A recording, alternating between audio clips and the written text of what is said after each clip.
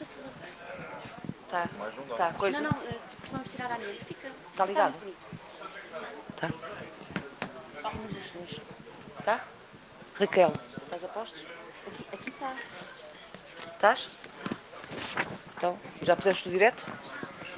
Boa tarde a todos. Vamos dar início ao lançamento do livro O Último Dia do Império e Outras Narrativas, de Carlos Duarte. Agradecia que se sentassem. Dr. Vítor Ramalho terá a palavra para dar as boas-vindas em nome da UCLA. Muito boa tarde a todos. Agradeço muito a vossa presença. Para aqueles que nos visitam pela primeira vez, tenho sempre o hábito, antes de, obviamente, saudar o Carlos Duarte e o engenheiro Miguel Coreta Correia, também o senhor representante, superintendente representante da Âncora, que é a editora, e todos os amigos. Tenho por hábito, quando faço esta saudação, para já agradecer a vossa presença e depois permitir-me referir que esta associação, a UCLA, é uma instituição que tem neste momento cerca de 60 cidades associadas de todos os países de língua oficial portuguesa, também 20 empresas apoiantes e tem multíssimos domínios onde atua, quer da natureza cultural, através deste tipo de expressões de apresentação de livros, de debates, mas também de exposições. Podem ver uma que é muito sugestiva e muito agradável de ver, sobre Moçambique, que foi inaugurada agora no dia 3 e estará em exposição até ao dia 28 de maio. Aliás, termina na altura em que começa que termina também uma exposição aqui da Arco, aqui mesmo ao lado, e a cerimónia final será aqui das duas entidades, porque a Arco, a exposição que vai fazer é também parcialmente sobre obras de artistas plásticos de África. Para além destas atividades de natureza cultural, nós temos obviamente um conjunto de projetos que se desenvolvem nos países de língua oficial portuguesa, neste momento na Guiné, em Moçambique, até em Timor, que é muito recente, essa iniciação de um projeto importante em Timor de 3 anos, mas também, para além disto, desenvolvemos atividades do ponto de vista do combate à iliteracia em vários países de língua oficial portuguesa, em domínios também que têm a ver com as infraestruturas desses países, sempre, obviamente, em resultado de candidaturas que apresentamos ao Instituto de Camões ou a organizações internacionais. Eu tenho o maior gosto em estar também aqui hoje, não apenas por uma razão de circunstância, mas dá-se o facto do apresentador daqui do livro do professor Carlos Duarte ser um velhíssimo amigo meu, embora nós sejamos bastante jovens, conheço-o há muitíssimos anos, e ele precedeu-me como secretário-geral da UCLA. E aliás foi ele próprio que teve a gentileza de apontar o meu nome, que depois foi objeto de eleição na Assembleia Geral da UCLA, porque os cargos aqui são cargos eletivos de todos os órgãos. E, portanto, não podia deixar de lhe referir esse aspecto. Também ao Carlos Duarte, que apresenta-nos hoje uma obra que eu tive a oportunidade de ler, muito agradável, que não vou, obviamente, referir, mas que tem a ver com as paragens do mundo africano e particularmente de Angola, onde ele esteve de 1969 até 1975, e é essa riqueza da relação com este país que aqui vem traduzir. Na primeira parte, porque depois há uma segunda parte que ele refere também uma caminhada pelo mundo da cultura com o Jorge Amado, com o Somerset Maugham, tanto quanto me lembro, e depois uma terceira fase, uma primeira parte também sobre o humor, também ligado a escritores que ele aprecia. Ele esteve a prestar o serviço militar primeiro em Nova Lisboa, na antiga Nova Lisboa, ou seja, no Uambo, onde prestou o serviço militar, certo? E aí várias vezes invoca os nomes dos meus pais, dos dois, que na altura o meu pai ainda era vivo, como é óbvio, na Caala, onde eu nasci, e ele teve a oportunidade de ir lá visitá-los e estar com eles. E invoca isso muito. Eu outro dia Estive, como sempre, com a minha mãe, que tem 96 anos e está lucidíssima, e a referir-lhe essa particularidade do Carlos Duarte. Portanto, é também uma honra, por essa razão, também aqui afetiva. Eu costumo dizer que há uma realidade que nos une à terra onde nascemos, porque não é possível renegar a mãe, não é possível de todo. E quando me perguntam o que eu sou, eu digo que sou português e angolano. Mas digo sempre, exatamente porque não é possível nós renegarmos a terra onde nascemos, onde brincamos, onde nos formamos e a quem devemos tanto, independentemente das peripécias que a própria vida por vezes nos dá e muitas vezes nos dá. Mas é assim que nós nos formamos e, portanto, esta relação é uma relação sempre perene e que nos marca para a vida, como é evidente. E eu assumi sempre isso desde que tive consciência adulta de que devia ser assim. E faço-o com orgulho, independentemente das alterações da própria vivência que todos nós temos, das relações com a terra, da própria terra, das pessoas da terra e por aí fora. Portanto, é com muito gosto que eu estou aqui, que vos saúdo a todos. Estão aqui bons e queridos amigos, um deles também, Vítor, que eu já vi há tanto tempo, e o Segadeiros, aqui também está mais novo. Eu quando cheguei disse-lhe, ele não envelhece, deve ser da água do bingo, coisa assim, que anda-se a beber. É verdade, é verdade. Portanto, muito obrigado. É cuca, é verdade. Muito obrigado. E ao Carlos, ao Miguel e naturalmente aqui ao superintendente, os meus agradecimentos por terem escolhido aqui a UCLA como manifestação de apresentação desta obra. Muito obrigado.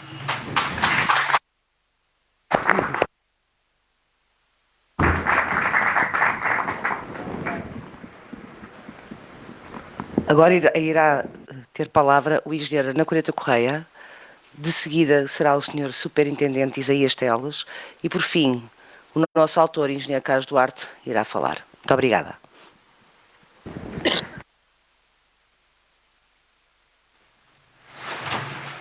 Muito boa tarde a todos. Peço desculpa, trouxe escrito, porque isto nem todos têm a loquacidade do Vítor Ramalho, a quem eu agradeço as palavras simpáticas, e ele é das pessoas que pensa que a UCLA tem uma importância fundamental no mundo a que nós pertencemos, que é o mundo lusófono. Eu também tenho duas nacionalidades, com uma particularidade, é que eu sou um angolano nascido em Moçambique. Portanto, vivi toda a minha vida a partir dos 7 anos de idade em Luanda, é daí que são as minhas grandes recordações, e na minha naturalidade na cidade da Beira, eu só lá estive 2 dias, porque consequências da situação de guerra, da Segunda Guerra Mundial, o meu pai pertencia às tropas que deviam ir para Timor, mas que ficaram retidas em Moçambique por causa da invasão japonesa. Depois foi destacado para Vila Cabral, no Niassa, das terras do fim do mundo de Moçambique, as terras do fim do mundo de Moçambique, e como se previa que o nascimento fosse complicado, pediu-se a transferência, mas naquele tempo as transferências demoravam muito tempo, e a minha mãe e o meu pai tiveram que viajar num barco onde eu nasci, mas por desígnio o barco chamava-se Kwanza, na verdade.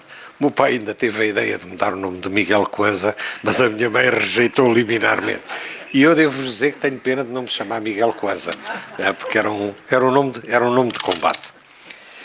E o que eu queria dizer-vos é que apresentar um livro é em qualquer circunstância uma honra, sobretudo quando se tem o conhecimento que se trata de uma obra que envolveu um grande trabalho de pesquisa e de reflexão. Por si só, seria razão para estar aqui com gosto, mesmo sabendo que no convite pesou muito uma amizade de quase 50 anos, uma amizade que nasceu em Luanda, que foi reforçada pelas memórias de Coimbra e por ambos, o autor e eu, estarmos envolvidos em ações de natureza humanitária em África, um continente que ocupa um lugar importante nas nossas memórias e nas nossas preferências. Permitam-me fazer uma referência para me dirigir à UCLA, que é complementar àquilo que foi dito aqui pelo meu camarada e amigo Dr. Vítor Ramalho. Relembremos que esta é uma instituição com quase 40 anos de existência. Foi iniciativa do então Presidente da Câmara de Lisboa, que entendeu que os municípios de língua portuguesa deviam comunicar e cooperar mais, em troca de informações, em experiências e também em ações concretas, a bem das suas populações, que comunicam na nossa língua comum. Assim pensava Nuno Cruz Abcacis. Nesses anos, nessa altura, não existia ainda a CPLP. As relações entre os nossos países lusófonos da África e Portugal, não tinham como marca identificadora aquilo que existe hoje, uma confiança, bem longe disso. Nesses tempos, a confiança era uma coisa que era um bocado ad hoc e que existia, e a UCLA escolheu como prioritárias ações que beneficiariam diretamente as populações. Vítor Ramalho já aqui fez uma referência ao muito que fez e que faz a UCLA, mas eu não resisto a contar o júbilo que em Bissau, quando me contaram com grande entusiasmo, como a população de Bissau tinha vibrado quando a Câmara de Bissau recebeu pela primeira vez, vindas de Lisboa, as primeiras viaturas de recolha do lixo. Até ali, em Bissau, dizia-se que o lixo era recolhido pelos jagudis, portanto, aquelas aves que nós costumamos ver de vez em quando, na verdade, os jagudis eram os almeidas de Bissau. Muito foram as ações, centenas, de índole muito diversas que a UCLA realizou, apoiou, imaginou, sugeriu aos mais diversos domínios, tais como o abastecimento de água, saneamento, saúde, escolas, etc, etc. E também com o sentido de oportunidade. E aqui há um caso que eu queria realçar, que foi a grande intervenção que a UCLA teve quando havia um momento que se chamava Timor, que exigia decisão e presença. Ainda hoje lá estão as obras que a UCLA fez, numa das quais funciona a principal Universidade de Timor-Leste. Mas nos últimos anos, a UCLA tem também vindo a reforçar a sua presença no campo da cultura, quer com ações que lidera, por exemplo, os encontros de escritores de língua portuguesa, ou os concursos de textos literários para jovens que aspiram a ver as suas primeiras obras publicadas, que apoia ou que então apoia, como é o caso da ação que agora aqui no Rio, apoiar o lançamento e iniciativas alheias, mas que a UCLA apoia. É importante salientar que desde que dispõe destas magníficas instalações, a sua ação tem-se multiplicado como um ponto de apoio mobilizador de iniciativas individuais e de múltiplas atividades.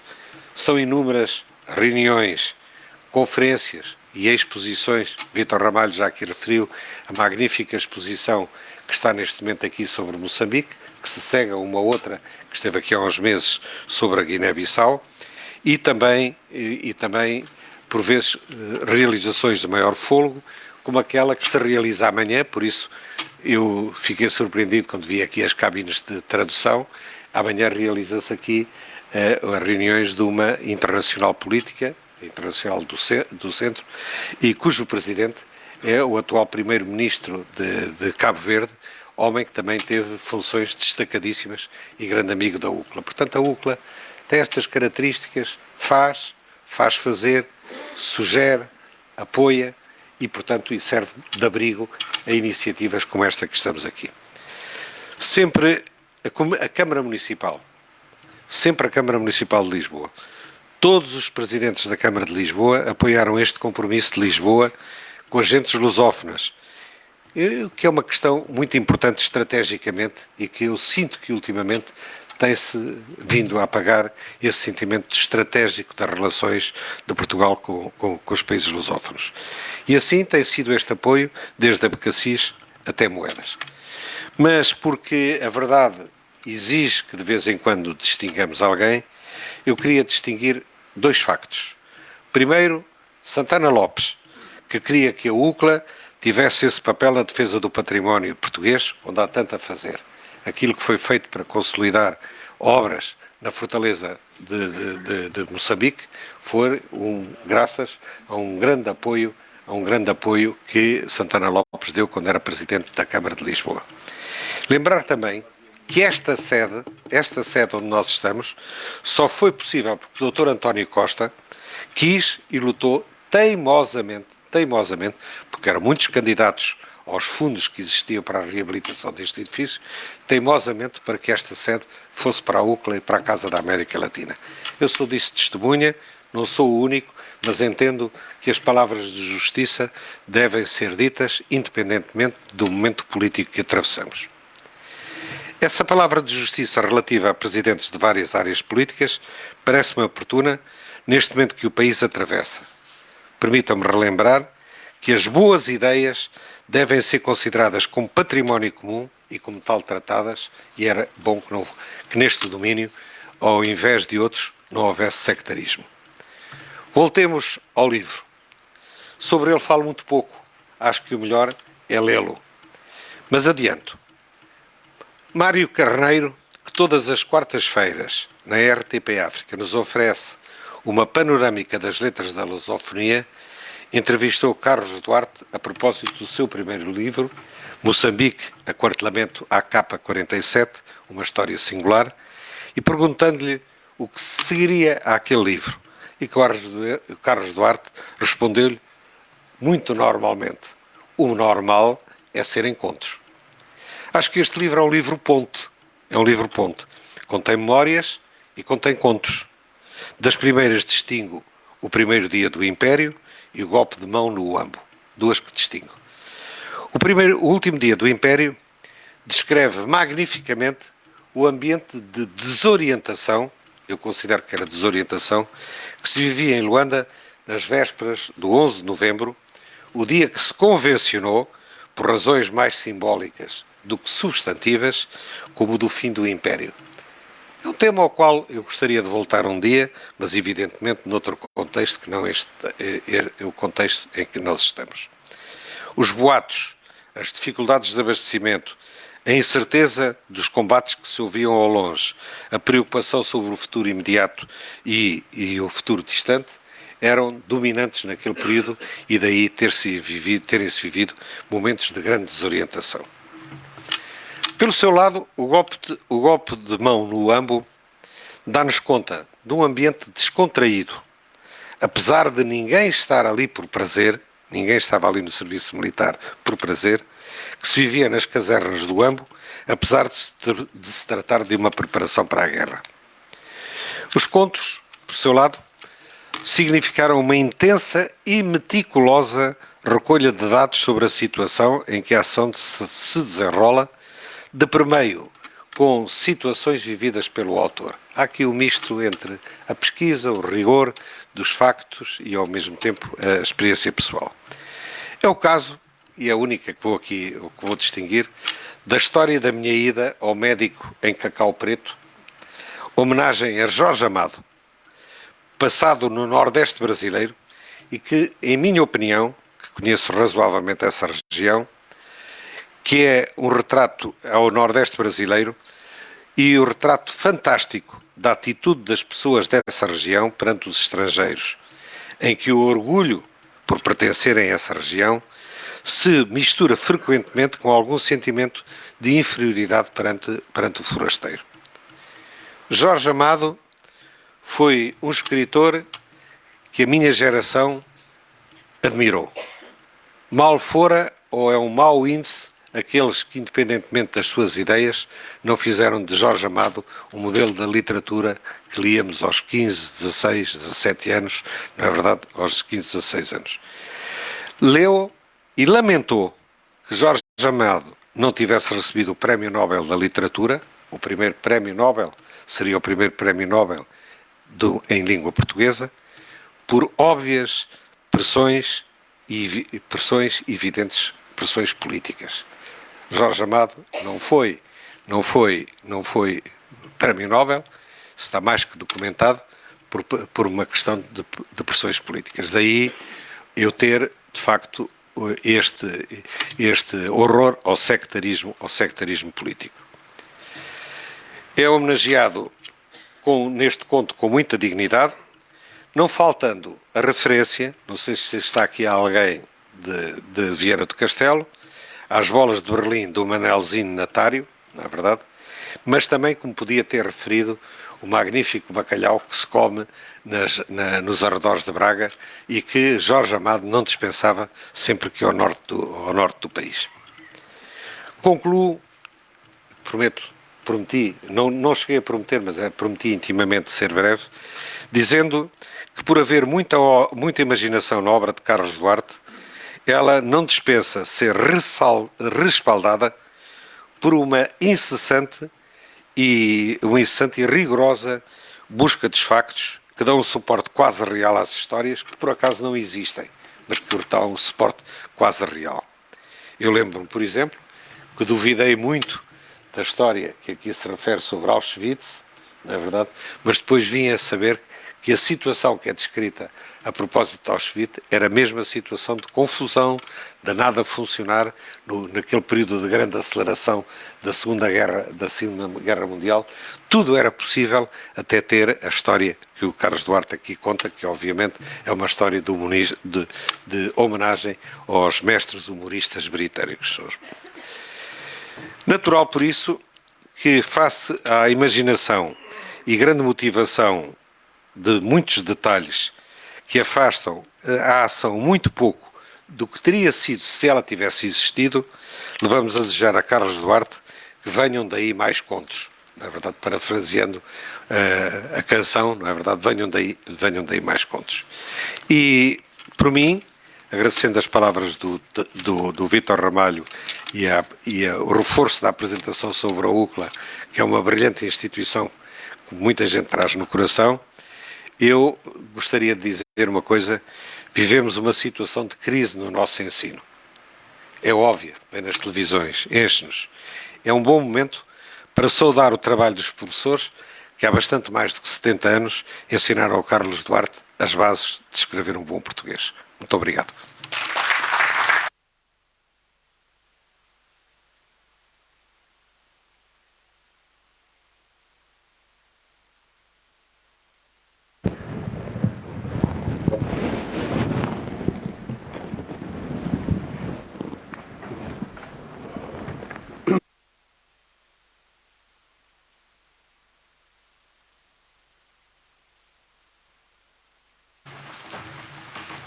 Muito boa tarde a todos. Começo por cumprimentar os restantes elementos da mesa. O Dr. Batista Lopes, editor da Âncora, convidou-me para estar aqui hoje em sua representação, em virtude da sua impossibilidade de estar presente, por se encontrar fora de Lisboa por motivos profissionais inadiáveis. A minha ligação a esta editora deriva da parceria que a Liga dos Combatentes mantém com a Âncora Editora desde há cerca de 9 anos, no âmbito do programa Fim do Império, e o relacionamento entre ambas as entidades tem sido sempre excelente para a prossecução dos objetivos que temos em comum. Em meados do ano de 2018, o engenheiro Carlos Duarte apresentou à Comissão de Representantes do programa Fim do Império a pretensão de uma obra sua poder vir a ser publicada na coleção literária daquele programa. Após devida análise e face à qualidade do escrito, foi resolvido aceitar a proposta referida e o livro Moçambique, Aquartelamento AK-47, uma história singular, foi lançado em Oeiras, na livraria Galeria Municipal Verney, em 11 de dezembro do mesmo ano. A partir desta data começou a nossa ligação com o engenheiro Carlos Duarte. Atualmente é o coordenador do nosso programa. Conforme refere o Dr. Ana Coreta Correia, no prefácio da obra que hoje é lançada, o engenheiro Carlos Duarte, entrevistado por Mário Carneiro no programa Mar de Letras da RTP África, primeiro autor da nossa coleção naquele programa televisivo, indagou da seguinte forma: Carlos, o que se pode seguir agora em termos literários? Dizendo-lhe o clássico livro de contos. Assim, o engenheiro Carlos Duarte cumpriu o declarado então, e hoje estamos aqui a apresentar o novo livro, O Último Dia do Império e Outras Narrativas. Muito obrigado pela atenção manifestada.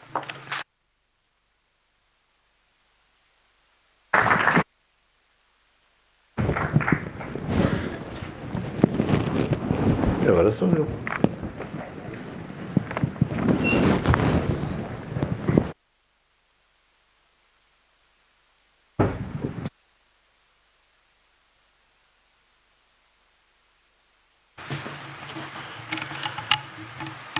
Muito obrigado a todos pela vossa presença. E eu preparei uma apresentação em PowerPoint. Bom.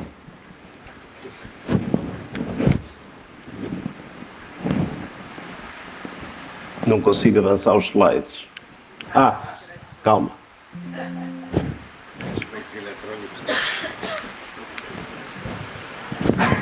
Então começo com os meus agradecimentos à UCLA, na pessoa do seu secretário-geral, Vítor Ramalho, que me apoiou e esteve presente nesta sessão. À Anabela Carvalho, à Raquel Carvalho e à Carmen Frade pela vossa ajuda e simpatia.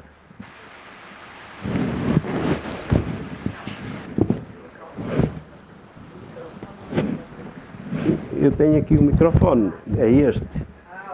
Não preciso deste. Senão pode fazer feedback. Tá?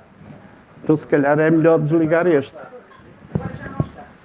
Mais distante. Prosseguindo nos agradecimentos, à Âncora Editora, Batista Lopes, Ana.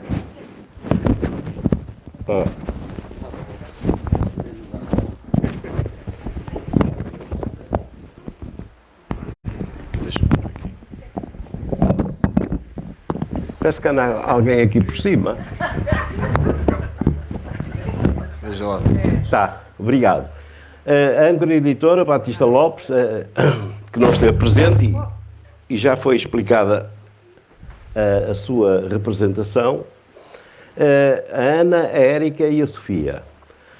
Ao Miguel Ana Coreta Correia, pelo entusiasmo com que se disponibilizou, uma vez mais, na apresentação de um livro meu. E a todos os que participam nesta apresentação. Devo esclarecer que o Dr. Batista Lopes é representado por Isaías Teles, superintendente e presidente do núcleo de Oeiras Cascais, é esta a sequência, Oeiras Cascais, da Liga dos Combatentes.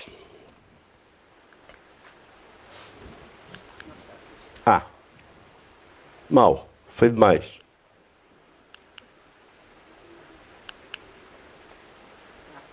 Só para eu perceber, portanto, está assim, isto não está a funcionar muito bem devido à distância, creio eu.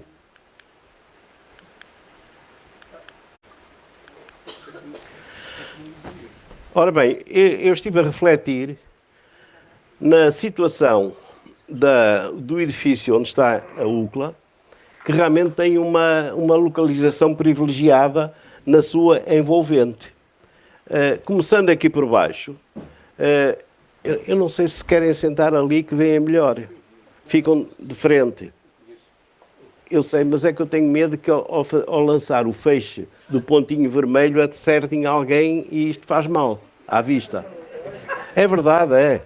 Tem cuidado aqui, porque isto, estás a ver? Podes cair. Não te preocupes. É melhor ficam assim a ver de frente. Que é para eu poder lançar o feixe vermelho. Ora, cá está. Logo ao princípio da Avenida da Índia, temos a Cordoaria Nacional, intimamente ligada aos nossos descobrimentos, por razões óbvias. Temos, portanto, a Avenida da Índia, mais adiante temos o Padrão dos Descobrimentos, mais adiante ainda temos a Torre de Belém, e ao virar aqui temos o Forte do Bom Sucesso, onde está o monumento aos combatentes do ultramar. Continuando, temos o magnífico Museu de Marinha, aqui, seguido da Praça do Império e, finalmente, o Mosteiro de Jerónimos.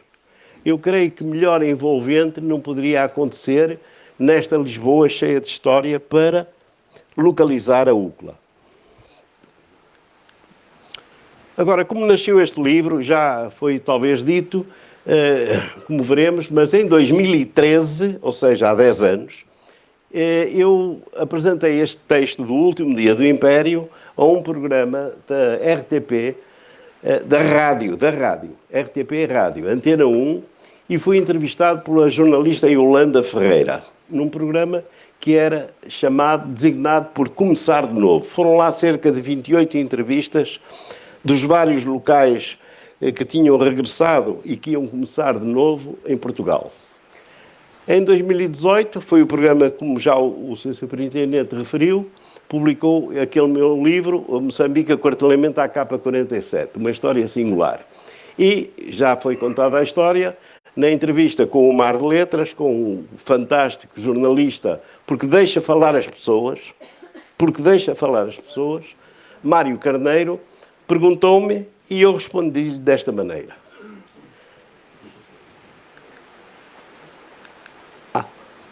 Bem, esta fotografia que, com todo o orgulho, fui autor dela, é uma fotografia que eu tirei do prédio Cuca. O prédio Cuca está ali, visível, ainda numa situação em que havia um edifício aqui que veio a ser desconstruído para passar a Avenida dos Combatentes, o mercado Quinaxis e a estátua da Maria da Fonte.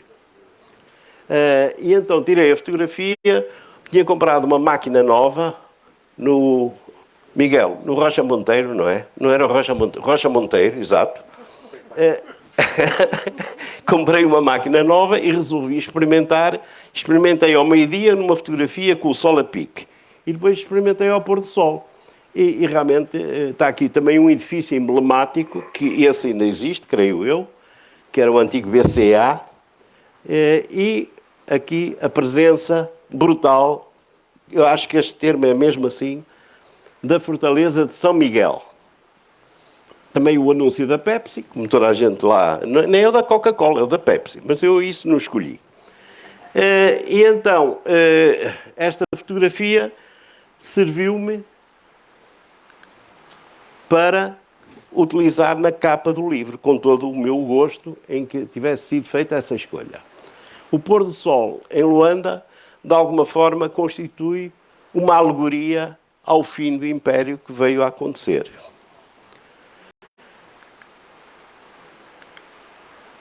Ora, falando agora um pouquinho sobre o relato jornalístico, pode-se dizer que eu fiz, a minha vida em Luanda nos meses que antecederam o dia da independência. Temos aqui a Fortaleza de São Miguel, que foi construída logo que Paulo Dias de Novaes chegou a Angola, foi construída a fortaleza neste morro, porque era necessário defendê-la dos ataques dos corsários. E então, esta fotografia, que eu acho notável, é uma fotografia de 1938, data em que ainda nem sequer havia força aérea, pelo menos em Angola, e que eu imagino que tenha sido feita a fotografia com aquilo que ainda se chama um teco-teco, que é um monomotor que vem em direção à fortaleza e em determinada altura, porque ele treme, o movimento treme, estamos em 1938, a sensibilidade dos filmes não é famosa, a velocidade com que é feito o disparo fotográfico também não, e então deve ter desligado, que se usava essa técnica, desligar o motor durante uns segundos para que o fotógrafo disparasse a sua 6.6, que também de certeza era uma máquina de 6x6, para obter esta magnífica fotografia. Em 1938, também a própria Fortaleza passou a ser monumento nacional. E reparem, estamos a 2 anos de 1940. 1940 é a exposição chamada Exposição do Mundo Português, ou a Exposição dos Centenários. Portanto, a própria Fortaleza estava pintada, o contraste é brutal, é fabuloso, em termos fotográficos, atendendo à época.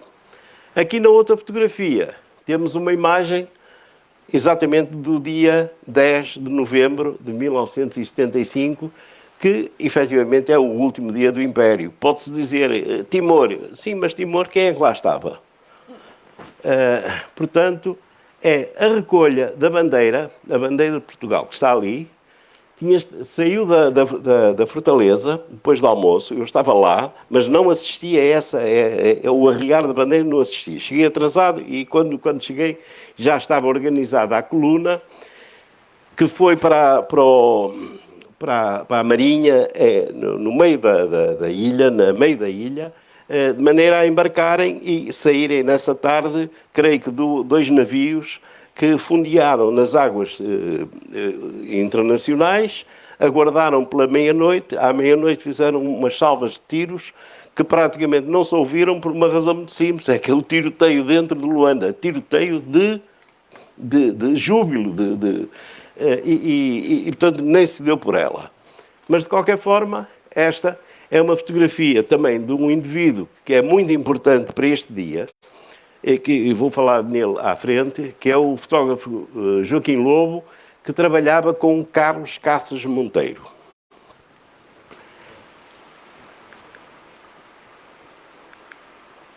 Bem, cá está Carlos Cassas Monteiro e o fotógrafo Joaquim Lobo para o semanário O Jornal. E os dois permaneceram 2 ou 3 semanas em Angola, creio que foram logo a seguir ao último voo da ponta aérea, e eu encontrei estes 2 recortes do jornal, O Jornal, que me parecem exemplares. Luanda prepara o dia da independência, numa data que presumo seja à volta do início do mês de novembro. E de seguida, noutra reportagem que saiu mais tarde, a ausência de Portugal ensombrou a independência de Angola. E cá está o militar que leva a bandeira retirada da fortaleza para a doca da Marinha na ilha. Ali uma fotografia em ambiente tipicamente africano do Carlos Cassas Monteiro.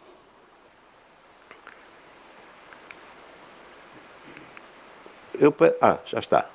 Bem, o anterior dizia folheando, então, mas acho que folhei demais. Isto realmente não está a funcionar bem.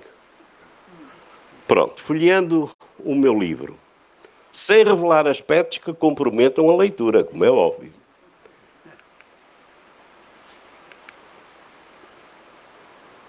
Perceba. Bem, há um conto titulado Encontrei um Marciano, que é um conto que eu escrevi em 1959 e que eu, como amigo, número 1259, tal qual está aqui, 1259, do Diário de Lisboa, do juvenil do Diário de Lisboa, foi publicado com a honra de ter uma ilustração do Tossan. Lá está, aqui na ilustração, o meu amigo Marciano e a Pomba da Paz. Apenas esta frase, eu no dia seguinte, de dia, porque o encontro foi durante a noite, fui muito cedo à praia e vi a marca deixada pelo disco, na areia. E as pegadas do Marciano, mas não eram provas suficientes.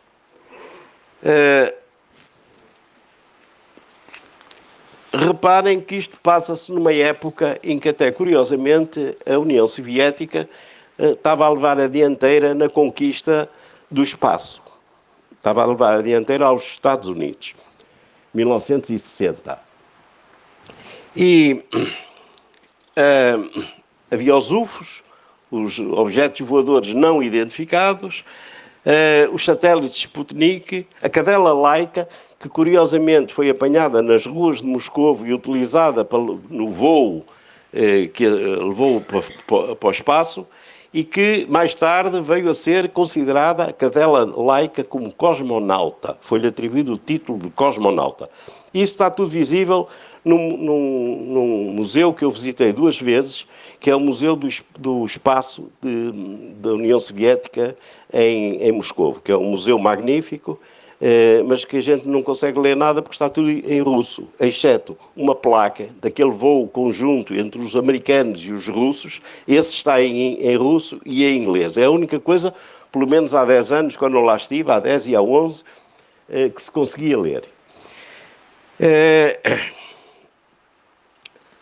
Entretanto, segundo o apelo feito por Kennedy, os Estados Unidos conseguiram retomar o tempo perdido, que tinham perdido, e como sabemos, houve a promessa do presidente de, antes do fim da década, de conseguir mandar colocar em órbita e haver uma alunagem de cosmonautas americanos na Lua. E isso veio realmente a acontecer. E houve até aquela célebre frase do Neil Armstrong: "That's a small step for a man and a giant leap for mankind." Bem, eu por vezes penso no meu amigo marciano. Tivemos um encontro há 64 anos, portanto já há muito tempo. Mas eu até acredito... ele disse-me que vigiava a Europa. Foi específico nisso. Tinham viajantes consoante as zonas do planeta e ocupavam-se dessas zonas. Será que ele ainda anda por aí? É aquilo que eu pergunto a mim próprio. Eu gostava de o reencontrar e pedir que fossem muito mais vigilantes, muito mais apertados na vigilância, de forma a evitar, na situação presente, alguns desatinos nucleares.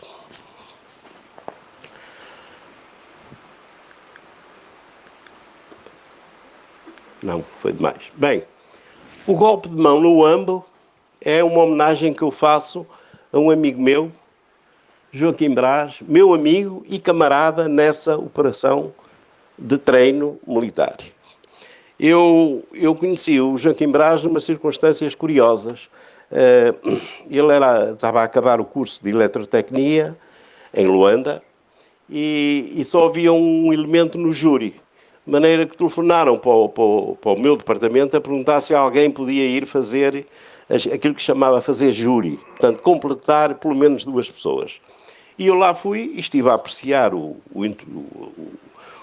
a prova oral do Joaquim Braz e achei que ele era muito assertivo, mas também muito tranquilo na resposta. Não o conhecia, nunca o tinha visto, porque havia separação, a eletrotecnia era num sítio, a engenharia civil era noutro e a engenharia química, mecânica e as minas eram num outro sítio.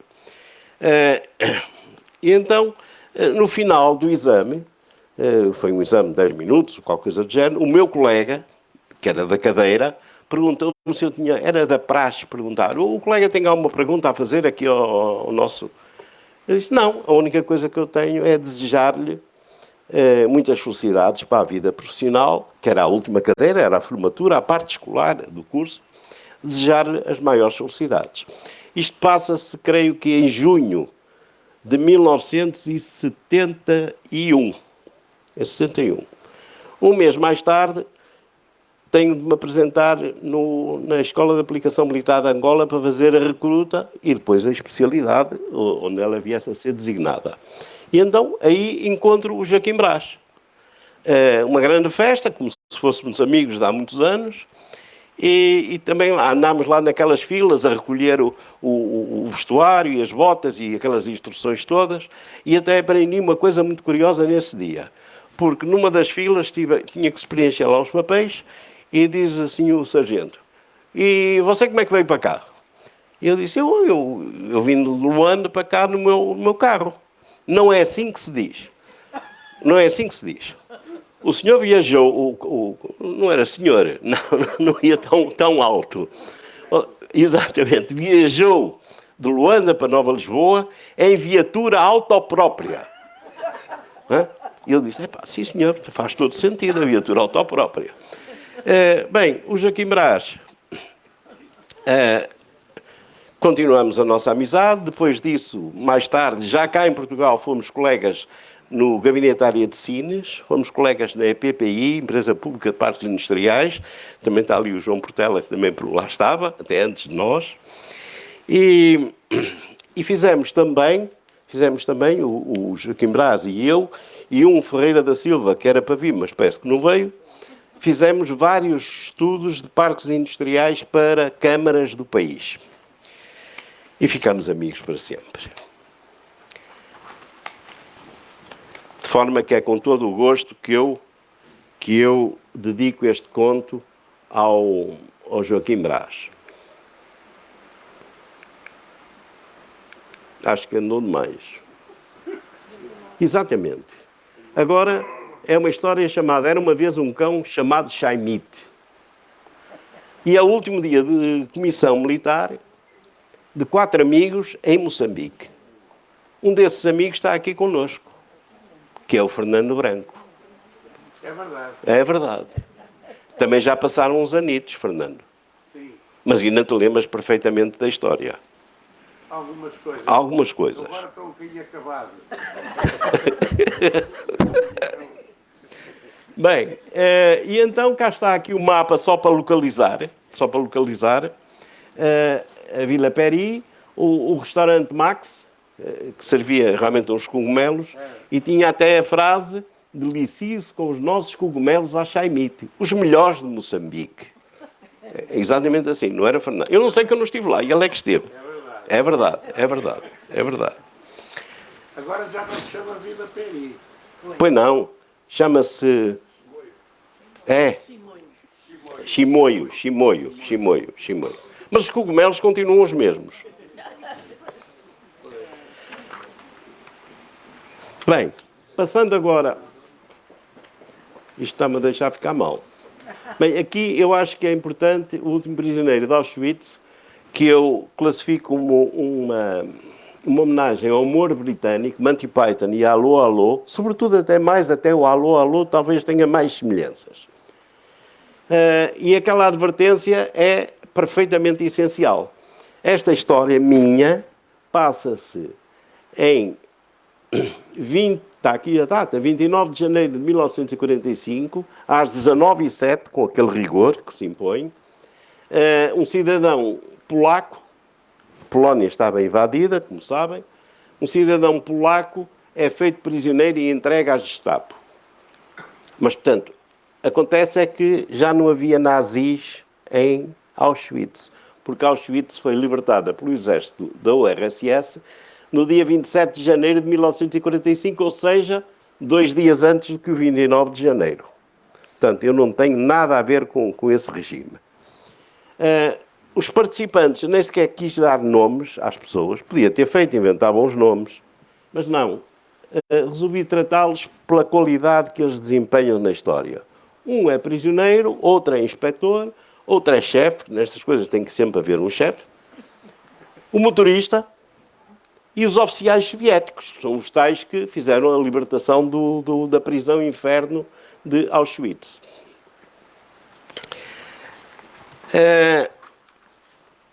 Estamos aqui próximos do último conto. O último conto chama-se Água Amarga e é mesmo sem acento no A, porque isto é em espanhol.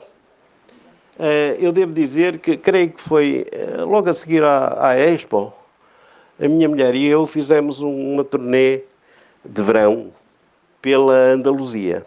E estivemos nesta praia chamada Água Amarga, que se situa ali, é tão pequenina que este mapa nem a mostra, esta escala nem a mostra, mas fica mais ou menos ali. Água Amarga. Tem aqui uma fotografia que o turismo de Níjar, que é o turismo mais próximo da Água Amarga, me forneceu e me autorizou a utilizar. E é uma praia pequenina, mas eu não sei o que é que aconteceu ou o que é que aquilo emite, que eu fiquei extremamente sensibilizado com a praia e naquela altura prometi, portanto, estamos a falar de 1999, por aí, há 24 ou 25 anos, eu prometi, e não foi só a mim, também foi à minha mulher que ficou testemunha, eu quero escrever qualquer coisa sobre isto, mas não sei o que é que há de ser. Bem, aconteceu, entretanto, esta ligação de de querer fazer a homenagem a Somerset Maugham e, de alguma forma, à Irlanda, porque a Irlanda é um país onde eu iniciei a minha vida profissional, poucos dias depois de ter acabado a parte escolar do curso na Faculdade de Engenharia do Porto. Fui para a Irlanda e passei lá cerca de 8, 9 meses. E fiquei sempre muito marcado com aquilo, portanto, o início de uma vida profissional, com dificuldades ainda no inglês, e, portanto, também é uma homenagem porque a Irlanda é referida em mais do que uma situação nesse conto. Não quis utilizar fotografias, preferi utilizar caricaturas, neste caso a do Somerset Maugham, e aqui a citação do livro, o primeiro livro que eu li dele, Histórias dos Mares do Sul.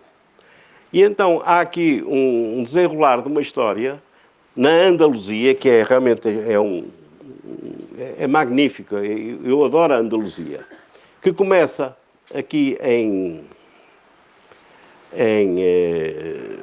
Granada, exato. Depois passa para Cádiz, que é uma cidade também extraordinária. Não tem o valor de Granada em termos arquitetónicos, mas é curiosamente a cidade mais antiga da Europa, tem 3.500 anos. De Cádiz tem aqui vizinhanças também notáveis com os descobrimentos dos nossos vizinhos espanhóis. Depois passa a Gibraltar, colónia, portanto um território britânico. Aqui também, exato, aqui tem uma coisa muito curiosa. Tem uma vista que se chama o Balcão da Europa, porque realmente aquilo parece um balcão. E o rei, quando lá chegou, não me recordo qual foi o rei, foi convidado a visitar, e o rei olhou para o cenário e disse: mas isto é um balcão da Europa. E realmente é. E, finalmente, a história tem o seu epílogo aqui em Água Amarga. Em Água Amarga. Eu suponho que houve aqui um slide que eu passei à frente e que ele não me perdoa, que é o meu amigo Jorge Amado. De maneira que tenho que lá voltar.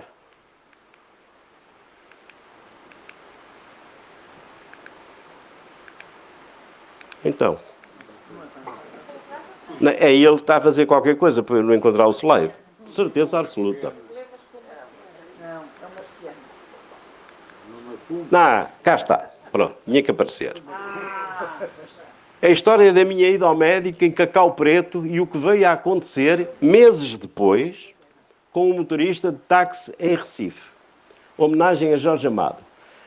Cacau Preto, desde já digo que não existe. Eu mudei o nome à Vilória, onde isso aconteceu. É bom mudar quando são coisas muito pequenas, porque depois vem outro de outra Vilória ao lado e diz: então, mas o que é que aqueles pagaram para aparecer e nós não aparecemos? Bem, aprendi isso num livro de Somerset Maugham.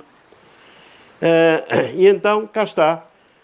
Um livro que me acompanha desde 1963 e que também, uma vez mais, parti da caricatura, portanto, preferi a uma simples fotografia. E cá estão os velhos marinheiros, ali, como foi o primeiro livro, que aliás está aqui também. Está aqui a imagem do livro, que ainda eu tenho, e de vez em quando gosto de folhear, porque há sempre qualquer coisa nova. Não sei se ele escreve, entretanto, depois da minha última leitura, ele, Jorge Amado, mas acontece qualquer coisa misteriosa. Então agora tenho que ir mais para a frente.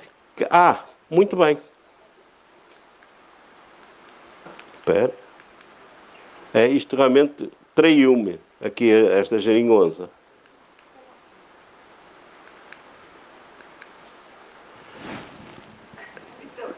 Devia acontecer qualquer coisa agora.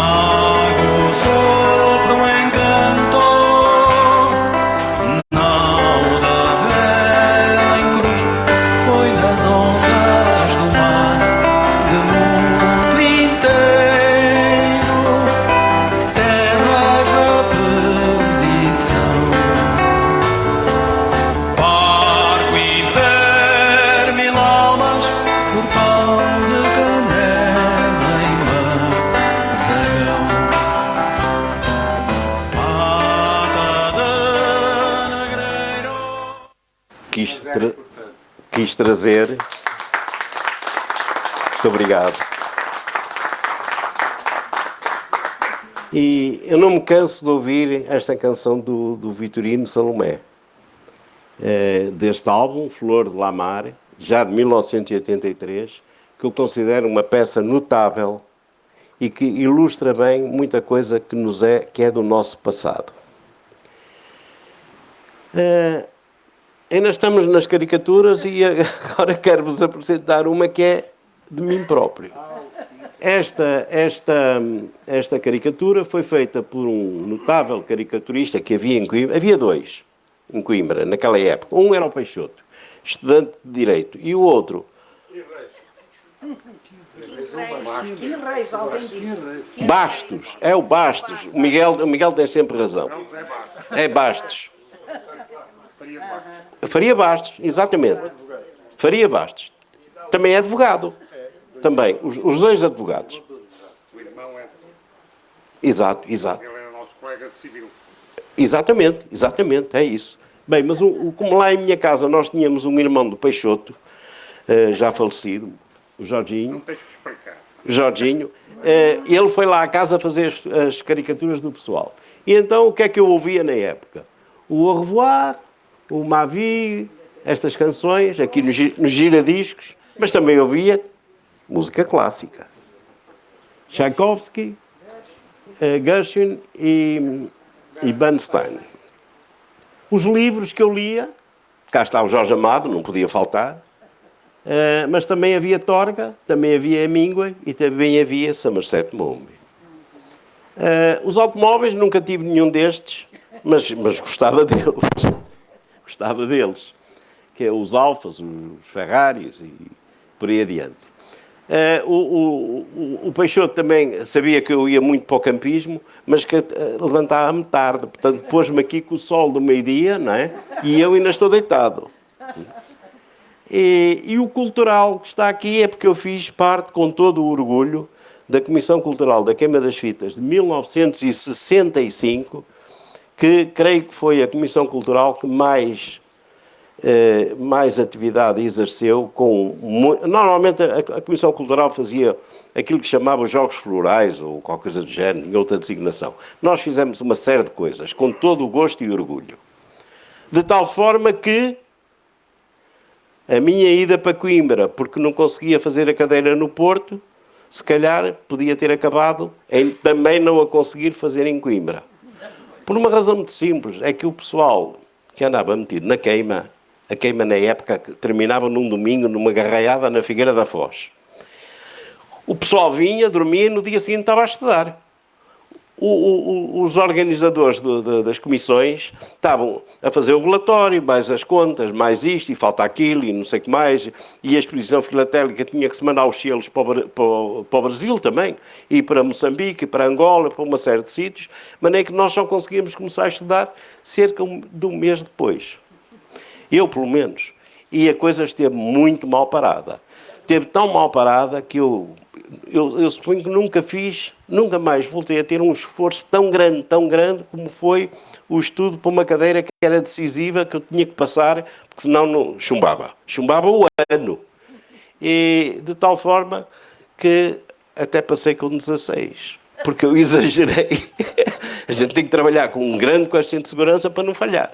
E realmente assim aconteceu. Os meus pais nem sequer sonharam o que é que se passou. E ainda bem. Portanto, esta é a caricatura do Peixoto, que eu gosto muito dela. E muito obrigado pela vossa presença. Muito obrigado. Muito obrigado.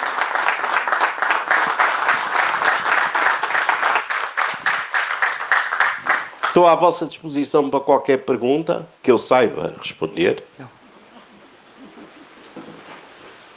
Nesta altura, como é que te chamavam, nesta altura da caricatura, como é que te chamavam lá em Coimbra? Carlos. Mas não tinhas o nome? Alcunha? Sim. Não me lembro, não. Chamavam de Quincas? Não, Quincas. Não, Quincas é o do Jorge Amado, é o Quincas Berro d'Água. Tem até aquela citação, cada qual cuide de seu enterro. Impossível não há. Frase derradeira de Quincas Berro d'Água, segundo Quitéria, que estava a seu lado. Isto passa-se a bordo de um saveiro e ele morreu. Morreu aí. Mas tem graça que eu pensava que... Hã? Ai, não, isso foi um berro que ele deu. Foi um Tavanês berro. deu um berro quando os amigos, para o chatear, disseram, pá, esta é uma aguardente magnífica. E ele bebeu e era água. E deu um berro tão alto que se ouviu em toda a cidade. Ouviu-se em toda a Sim. cidade. Mas Diz. eu, para mim, pensava que tu é que eras o Quincas. Não. Mas estive já portanto, no Museu Jorge Amado, e há um prédio em frente onde foi feito o velório ao Quincas. Sim. E então estava o pessoal todo sentado à volta e o Quincas estava no caixão, não é? Não se mexia. E então, quando entrava alguém, havia lá um artista que dizia, ele é pai da gente. E o pessoal todo dizia, pai da gente. E o outro sentava-se e pronto, integrava essa festa. E aprendia. Exatamente. Tá. Frase derradeira de Quincas Berro d'Água.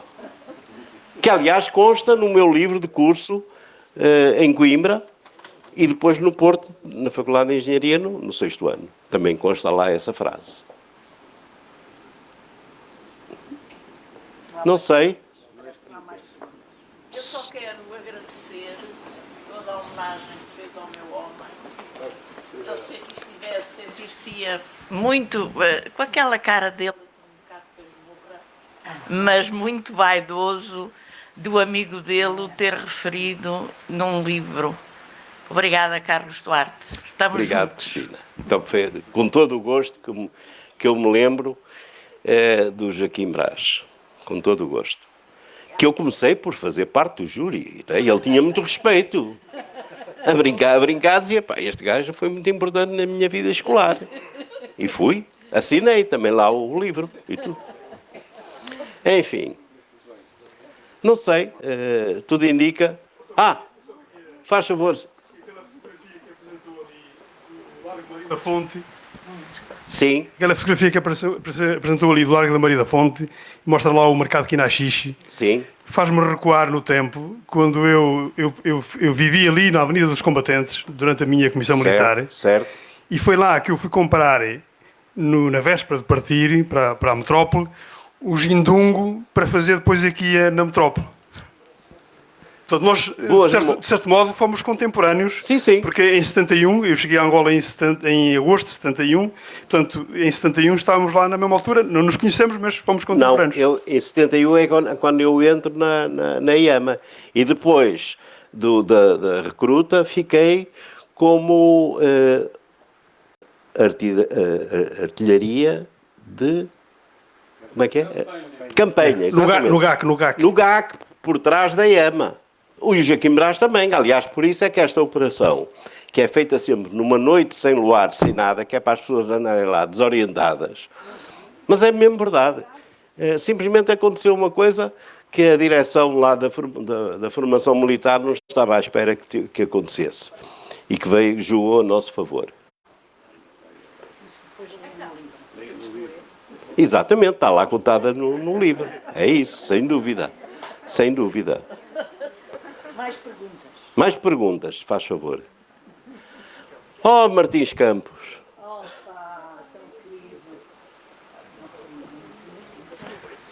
Carlos, muito obrigado. Não fomos contemporâneos. De Cuca não sei nada a não ser para beber. Mas morou lá.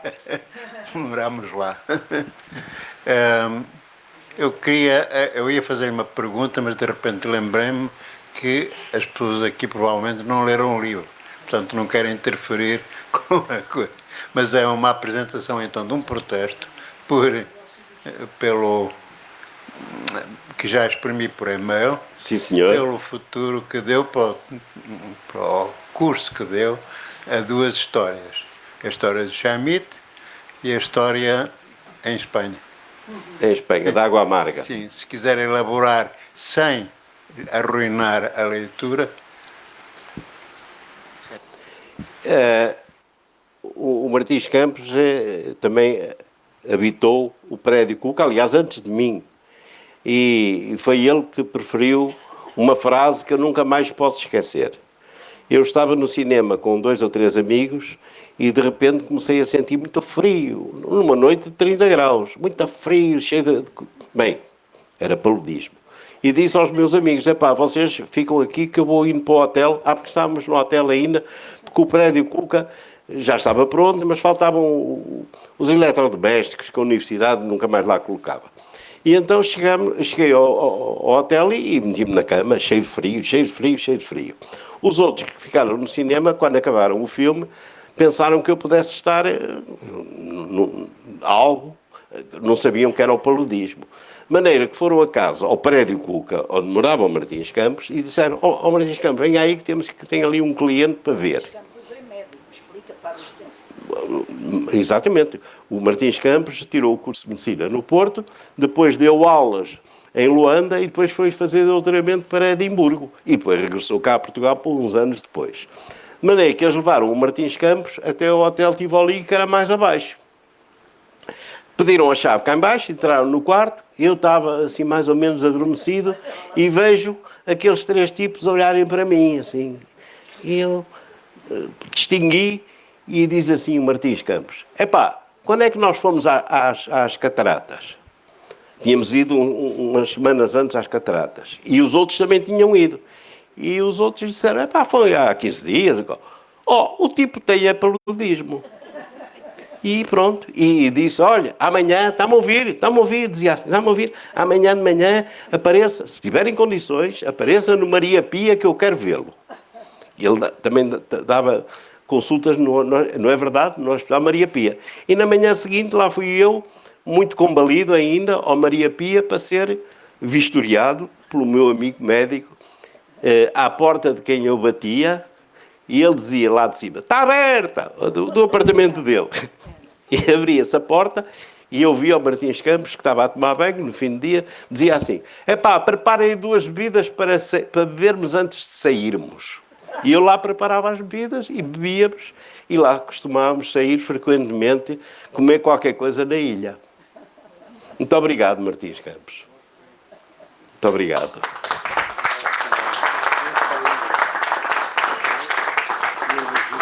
Bem, sendo assim, creio que Dá a assinatura do livro, lá fora.